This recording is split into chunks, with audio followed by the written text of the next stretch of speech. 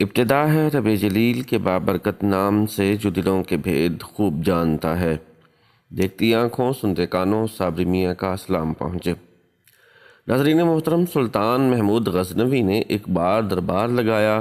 دربار میں ہزاروں افراد شریک تھے، جن میں اولیاء، قطب اور ابدال بھی تھے۔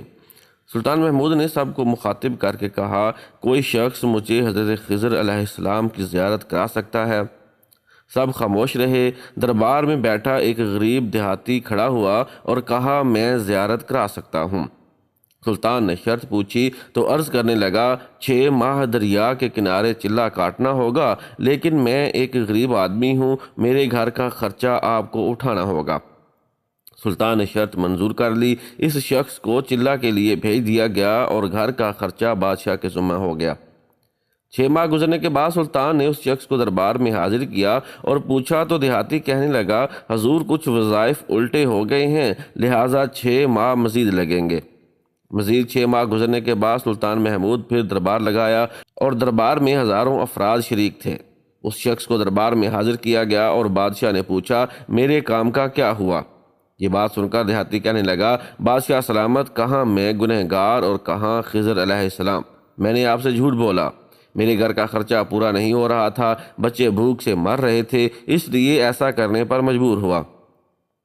سلطان محمود غزنوی نے اپنے ایک وزیر کو کھڑا کیا اور پوچھا، اس شخص کی سزا کیا ہے؟ وزیر نے کہا، سر اس شخص نے اس بادشاہ کے ساتھ جھوٹ بولا ہے، لہٰذا اس کا گلا کاٹ دیا جائے۔ دربار میں ایک نورانی چہرے والے بزرگ تشریف فرما تھے، کہنے لگے، بادشاہ سلامت، اس وزیر نے بالکل ٹھیک کہا۔ بادشاہ نے دوسرے وزیر سے پوچھا، آپ بتاؤ۔ اس نے کہا، جناب اس شخص نے بادشاہ کے ساتھ فراڈ کیا ہے، بلکہ اسے ایسی موت دی جائے کہ اسے مرنے میں کچھ وقت تو لگے۔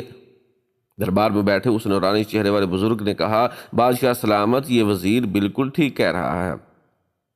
سلطان محمود غزنوی نے اپنے پیارے غلام ایاز محمود سے پوچھا، آپ کیا کہتے ہو؟ ایاز نے کہا، بادشاہ سلامت، آپ کی بادشاہی سے 1 سال ایک غریب کے بچے پلتے رہے، آپ کے خزانے میں کوئی کمی نہیں آئی اور نہ ہی اس کے جھوٹ سے آپ کی شان میں کوئی فرق پڑا۔ اگر میری بات مانو تو اسے معاف کر دو، اگر اسے قتل کر دیا تو اس کے بچے بھوک سے مر جائیں گے۔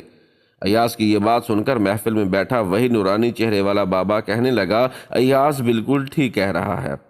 سلطان محمود غزنوی نے اس بابا کو بلایا اور پوچھا، آپ نے ہر وزیر کے فیصلے کو درست کہا، اس کی وجہ مجھے سمجھائی جائے۔ بابا کہنے لگا، بادشاہ سلامت، پہلے نمبر پر جس وزیر نے کہا اس کا گلا کاٹا جائے وہ قوم کا قصائی ہے، اور قصائی کا کام ہے گلے کاٹنا۔ اس نے اپنا خاندانی رنگ دکھایا، غلطی اس کی نہیں آپ کی ہے کہ آپ نے ایک قصائی کو وزیر بنا لیا۔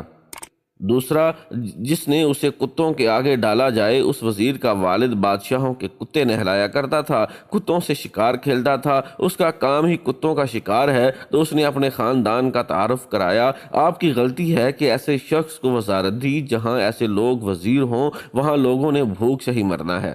اور تیسرا، ایاز نے جو فیصلہ کیا تو سلطان محمود سنو، ایاز سید زادہ ہے۔ سید کی شان یہ ہے کہ سید اپنا سارا خاندان کربلا میں ذبح کرا دیتا ہے، مگر بدلہ لینے کا کبھی نہیں سوچتا۔ سلطان محمود اپنی کرسی سے کھڑا ہو جاتا ہے اور ایاز کو مخاطب کر کے کہتا ہے، ایاز تم نے آج تک مجھے کیوں نہیں بتایا کہ تم سید ہو؟ ایاز کہتا ہے، آج تک کسی کو اس بات کا علم نہ تھا کہ ایاز سید ہے، لیکن آج بابا جی نے میرا راز کھولا، آج میں بھی راز کھول دیتا ہوں۔ سنو اے بادشاہ سلامت اور درباریوں، یہ بابا کوئی عام ہستی نہیں، یہی حضرت خضر علیہ السلام ہیں۔